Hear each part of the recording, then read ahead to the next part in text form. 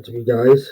We're here to review and talk about WrestleMania 39. So, this year's WrestleMania Hollywood, I had some high hopes, and half of them from, I mean, I had high expectations. And I would say mm, half of them, half of them made my expectations a bit. Half of them met my expectations. Here we go. So, there was there was a rumor about John Cena coming back. The Rock coming back for WrestleMania. If you guys haven't watched it, I would highly recommend it. Night one's better than night two, though. So we start off the match with. We start off WrestleMania with the band. We have the not a veteran. We have one of the OGs back, which is John Cena. He got challenged at WrestleMania by Austin Theory this year, so that was pretty interesting. But it ended with Austin Theory winning, and then how he did it was that John Cena originally had him pinned. So John Cena had him down right at the count of two. Right after the number two when they counted on the mat, or when they get a pin, he bit John Cena's hand at the last second. So then he got up somehow, and then he beat John Cena. I thought it was a bit funny because he bit his hand. Sorry, I'm snacking.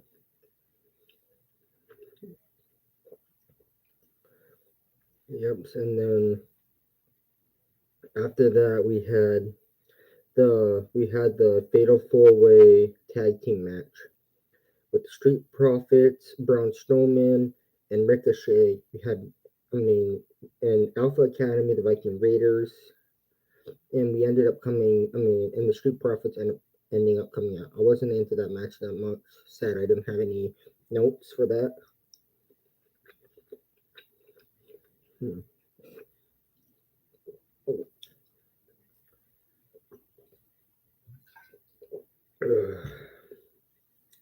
So, this next one I'm really fond of. This next match was really exciting for me.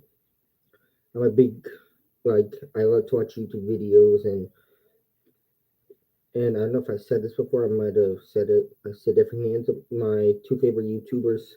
One of my two. So I would say two out of three favorite YouTubers.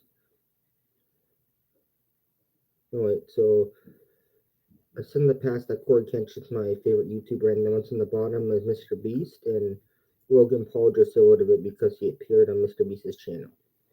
So this WrestleMania we had Seth Rollins versus Logan Paul, and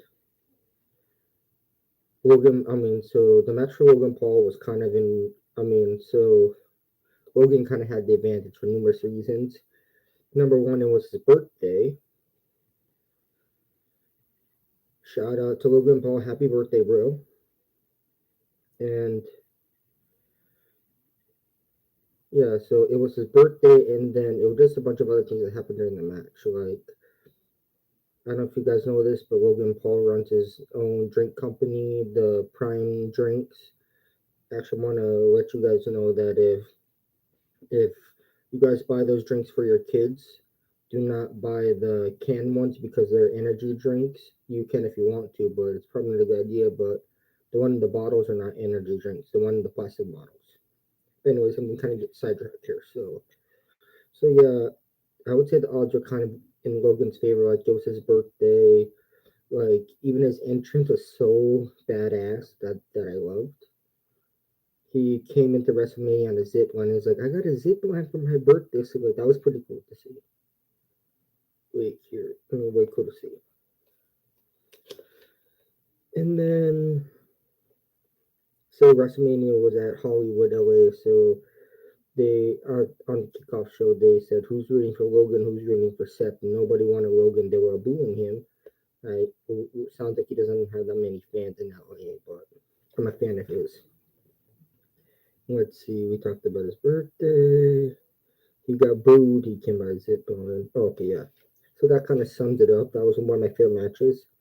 I would say, hold on, wait. Let me look at my notes. 2, 3, 4, 5, 6, 7. So that was one of 7 of my favorite matches. Second one of, so the second one, so the third after that, we had the 6 person, wait, we had the 6 female wrestler match, and it was against Damage Control versus Hall of Famers Trish Stratus, Lita, and Becky Lynch. So that was actually a pretty interesting match. That's one of my all-time favorite matches of the night on night one. I was looking forward to it. Becky Lynch Becky Lynch is one of my favorites now. Coming back to wrestling, growing up as a kid, I grew up with Undertaker. I grew up with Trish. I grew up with Lita, Hulk Hogan, Trish Stratus. So just to see all my heroes from a kid come back is pretty cool. So I was really excited for this match. Trying to think what else happened in that match. Oh, it came to a point in the female match, it was kind of like a free for all.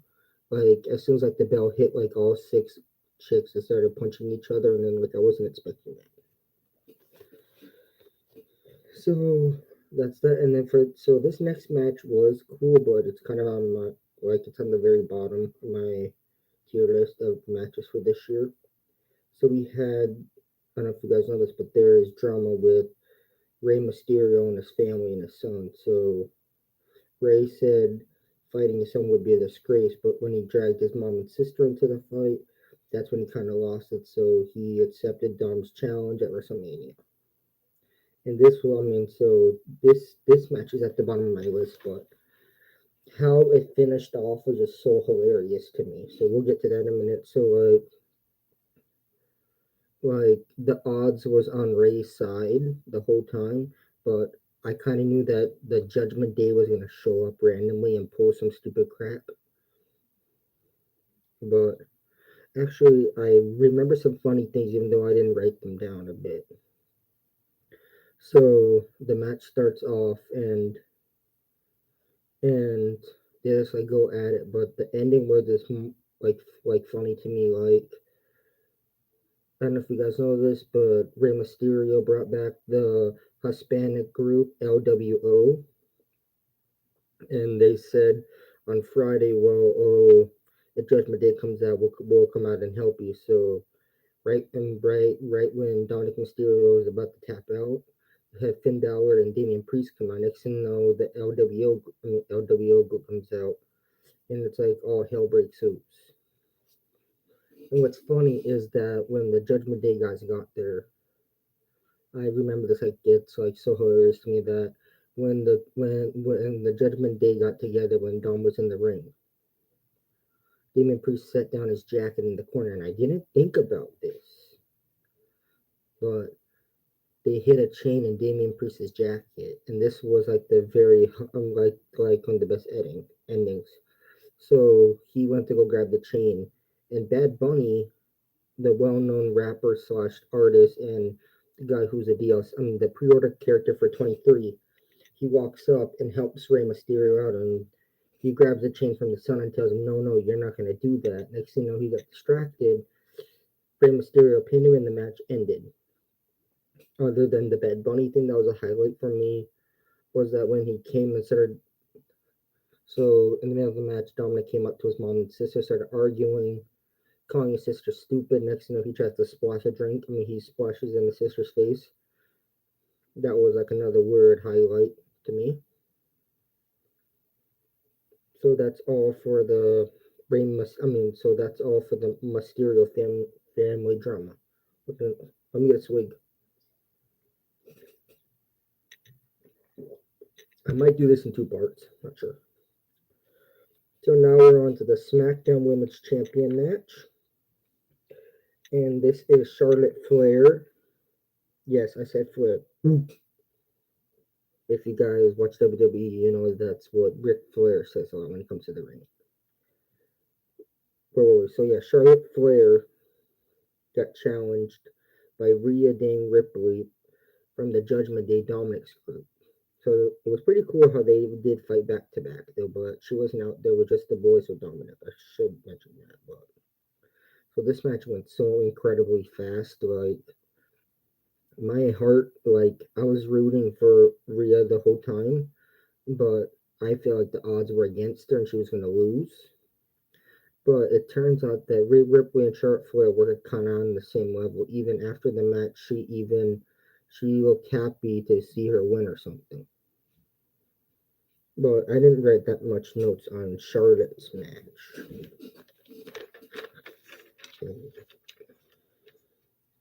Hold on, wait. So after this next match, I'm gonna go over the special guests for night one. So this next match I'm about to bring up was godly, and this was, this and the main event for yesterday's WrestleMania Sunday. I was working for it. I was looking forward to it. So we had the undisputed tag team titles. We got the Usos versus Kevin Owens and Sami Zayn. So this was this was the all-time match from day one. So day one, my favorite was from from good to kind of on the bottom. Owens and Zayn was the first on my list. Then you have Logan Paul's number 2, Cena's 3, Rey Mysterio's 4, and Charlotte and Ripley's 5. So let me go through some highlights here. Do I have any highlights on this? Oh, yeah, and I forgot to tell you on the best part of the Rey Mysterio fight for me was they were in the ring and Rey just had enough instead of beating him with his wrestling belt, which was very funny to me. I almost fell out of my bed. And for night one at WrestleMania, their attendance total was, if I can find it in my notes, on day one it was 80,497 people at the stadium. But let's see. Oh yeah, so for the Mysterio family match, Dom and Rey, I forgot. So that's one thing I forgot to tell you. Rey said when he got put in the Hall of Fame on Friday, and then the son walked away. He said, "I'll take care of business on Saturday." So once they got in the ring and they started fighting, Rey took off his belt from his costume and just spanked his son with it in the ring, which I thought that was freaking funny. Forgot to say that. And then one other highlight from the Seth Rollins and Logan Paul match was Seth called Logan a bitch. Those two, I forgot to mention, those two were funny also. But back to my match of the night on Saturday. Let's see. So yeah, we had the Usos versus Owens and Sami Zayn for the tag titles. My heart and soul, I really wanted the Usos I wanted Kevin and Sami to win, but I knew what kind of tricks that the Bloodline kind of had up their sleeve. No pun intended. But it was a good match, and I really enjoyed it. It's like it felt like to me like both sides weren't backing down. Like when the Usos started freaking getting tired, they got back up. Sami Zayn, Kevin Owens got tired, they got back up. One of the best parts of that match was all four of them are staying in the ring, and Sami Zayn and Kevin say, "Let's finish this." And like it just turns into like a brawl. And every time they think that they're gonna tap out, they just keep it going. They keep it going, and eventually, Sami and KO walk out with the titles. And so I would like to say this: going into this WrestleMania, one of my high hopes was that if you've been watching wrestling, there's been an alliance kind of. You have Sami Zayn, Kevin Owens, and you have Cody Rhodes. Sami and Owens are taking out the Usos. And last night you had Cody Rhodes taking out Roman. If they take out all 3 belts, the Bloodline falls. But night one was 50% accomplished. They won the match, they got the belts, it was just up to Cody to hold up his side. I'll get to that in a bit. And then we had some surprising matches, which was, we had 2 or 3 surprising matches here. So on night one, so Miz said a while back he's gonna be the host of WrestleMania, like kind of like host the show and all this. And then turns out Snoop Dogg was there. And Snoop Dogg, they call him the Godfather of wrestling or something. I think it was God Dog. I think they called him something Dog or WWE, but he got caught on live. The Miz said, "Well, I put on an open challenge and to everybody in WWE in the locker room. I don't got a match for WrestleMania, yada yada, and I want to fight." Funny is that Pat McAfee, one of the commentators who pops up now and then, comes out and says, "Well, I talked to everybody in the back and they didn't get your message," and then he got caught. And then Pat says, "Well, I'm here to take on your challenge and I want to fight you." Next thing you know, he was looking for Snoop for help, but next thing you know, Snoop said, "You got this, I owe me a rap." Him and Pat started fighting, and then like he started getting tossed around the arena like a bowling ball, like outside of the ring, around the audience. Like he was like a bowling ball. Eventually, Pat pinned him, and the match was over. So that's everything for night one of WrestleMania. So actually, so let me go through my notes here. So I forgot to. So we did have a bunch of guest appearances. Let's see. I don't know if you guys know this, but Logan Paul has a business partner named KSI. He came in his match with Seth Rollins. He was the guy in the prime water bottles. The big costume with the water bottle of the prime juice. And then you had the, I don't want to butcher his name, but I believe it's called I believe it's called um Gabriel Iglesias, or aka Fluffy. He came to WrestleMania. Sorry, I'm just checking off. And then my favorite match of last year was the Sami Zayn versus Johnny Knoxville and the Jackass crew, and I was hoping that he would kind of make an appearance this year, and I got my wish. So in the kickoff show, he was talking to one of the ladies at WrestleMania, saying, "Oh well, we haven't buried the hatchet with me and Sami Zayn. I don't care if he wins or loses. I'm just here to see the Usos freaking toss him around the ring." And that's what I expected for him, but it was cool to see an appearance in him because he was funny last year. And as we all know, Snoop Dogg helped the Miz run WrestleMania, and there's more Snoop and Miz stuff coming up in the tail end of the video.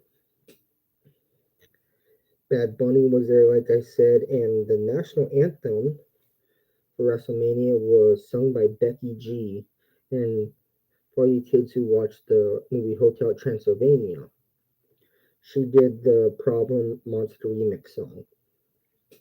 She was singing the national anthem. And then you had, let's see, oh yeah, and then you had the well-known rapper Lil Uzi Vert. I listened to that song and it just wasn't my thing, kind of. Uzi Vert. Okay. Two. Oh yeah, and then you had Titus O'Neil there, and I don't know if you guys don't know this. Kevin Hart was kind of like the cold opener, like he was doing like all the ads and stuff for WrestleMania, and I believe Kurt Angle was there in night one. We have more guest appearances, but we'll talk about them in the ending of this video because they were all appearing on night two of WrestleMania. So we are on night two of WrestleMania, and the total for both days, so the total for WrestleMania 1 of the audience was 80,497, and they topped the record on day 2. Day two's audience was 81,395. According to Triple H, they said for the whole weekend in LA, their head count was 161,192. So that's a lot of people, and that's from Saturday and Sunday. So we're on night 2 of WrestleMania. So night 2 kind of started off as a bang. We had the Brock Lesnar versus Omos match. I same thing like the other match. I wanted Brock Lesnar to win, but the odds was Omos is bigger than him. But it ended up Brock Lesnar winning. He didn't. I believe his move is N7 or something. But he was so tall that he couldn't get the moves. But he eventually won the match. And I believe you guys want to hear more about Snoop, right? So this was in the middle of WrestleMania. Miz had to fight again 2 more times, which was stupid, but like it was stupidly funny. So it starts off with the Miz and Snoop Dogg saying, "Oh yeah, we should be brothers" and all this, and then and then talks about Snoop abandoning him when he had to fight freaking Pat the day before and all this. Next thing you know, Snoop tells him, "Oh yeah, it's all about the money," and Shane McMahon comes out. Snoop and then Snoop tells him, "Hey, can you take care of this idiot?" And what's so funny about that is Miz punches Shane McMahon, knocks him to the ground. Right, that match is done. Next thing you know, Snoop Dogg's like, "Oh yeah, I got this." He freaking pins the Miz to the ground, which is pretty funny. The Miz said that he had to fight a total 4 times. I mean, and he wrestled. He was the number 1 person that wrestled the most over the weekend. So I thought that was pretty funny. So where should we go from here? We'll save the. So when it comes to the Roman Reigns match, I'm gonna do that last because I am gonna be ranting a lot in the ending of this video. So we're gonna hope we save that for last. So let's go to so on day 2, this was actually my first favorite match. I mean, actually, it's my second favorite match. It was the Edge and Demon Finn Balor match, and I had never watched a Hell in the Cell match ever, that I believe. This is my first Hell in the Cell match, and my favorite part of it was the weapons, kind of. Like, it's so stupidly funny. Like, you're locked in the cell, and Edge is grabbing freaking sticks. Somehow, like, put him in the corner and gating him off. Then he grabs tables. And then the Bastards and Finn Balor climbed up the wall like a freaking monster and jumped off from the ledge on the side of the cage. But but the medics had to come in because Finn was bleeding and all this, and then Finn said, "No, I'm fine. I want to continue the fight. I want to continue it." So they continued the fight, and eventually they won, and Edge made Finn tap out. And we had a total we had one, two, we had maybe for night 2 we had, counting Roman's belts, 2, 3. We had 4 title matches. Let's do a couple of those. So we had the Intercontinental Championship match with Gunther, Sheamus, and Drew McIntyre. In my heart, I like WWE, but when it comes to superstars holding titles for 100 or, in Roman's case, 900, I think they get tired of it. So I was rooting for either Sheamus or Drew McIntyre to like have a turn out the belt, and it didn't happen. Actually, the most funniest part of that match was the freaking Gunther disappeared and just Sheamus and Drew, and we're like, "Oh yeah, where the heck is Gunther?" And I think he was hiding underneath the ring, waiting for the perfect moment.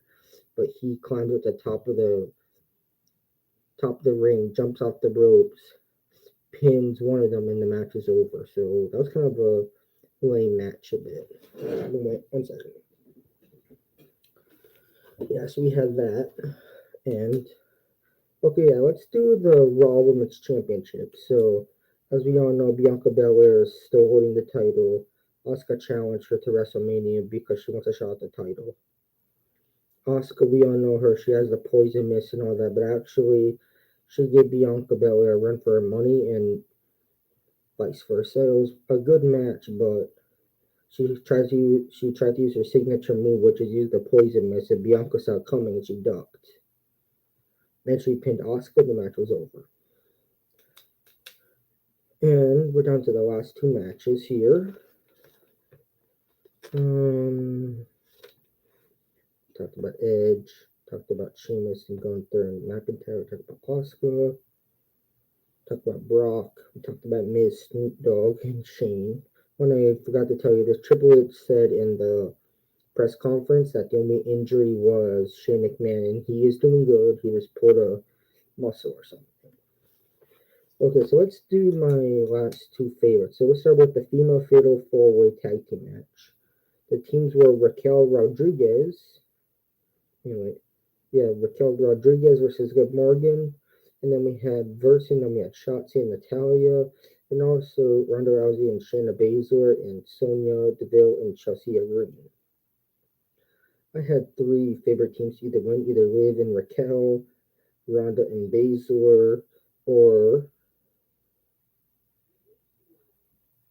Raquel, Ronda and Baszler, or who was that? Raquel, Ronda, Baszler. There was one other. I didn't care much about Shotzi. Actually, I'll go with Sonya and Chelsea. So that match kind of went quickly also. It seemed like night two went by a little bit faster than usual. But it all ended with Ronda Rousey doing her signature move, which is one of my favorite moves in wrestling history, the armbar. It was pretty sick. Now, before we go any further, let's cover the night two appearances from guests. We did Shane. So we had Greg Miller come in, Jimmy Allen, Al Mitchells, and this one caught my eye kind of a bit. I'm a big Green Arrow and DC fan. I was not expecting this, and they had a shot of the audience. I look, it's Green Arrow himself. Stephen Amell was standing in the audience. I thought that was pretty badass because I love the Arrowverse. So I put that in there. Then we had Steve-O, George Kittle came back twice. A. Smith and I believe Indy Hartwell from NXT was in there also. So that sums up all the guest appearances for WrestleMania 39 goes Hollywood. So now, I'm gonna be ranting off and on here. So my favorite match that topped it all WrestleMania. The top two matches were the Bloodline: Kevin Owens, Sami Zayn, Usos, Roman, and Cody. I was really excited to hear that the Bloodline was hopefully gonna fall. Or so I thought. So as you guys know, I said that the Usos no longer have their titles now. And previous to that, Cody Rhodes fought Solo Sikoa on Friday Night Smackdown, or was it? Yeah, it was Friday Night Smackdown, or either Monday Night Raw. Actually, yeah, I would say Smackdown, but could be Raw. But Solo lost the match. Usos lost the titles at WrestleMania. It looked like the Bloodline was kind of out the door, and this match was pretty, excuse me language, but pretty fucking effing awesome. But it seemed like Roman Reigns and Cody Rhodes were like they were on the same level, it seemed like kind of on the same level.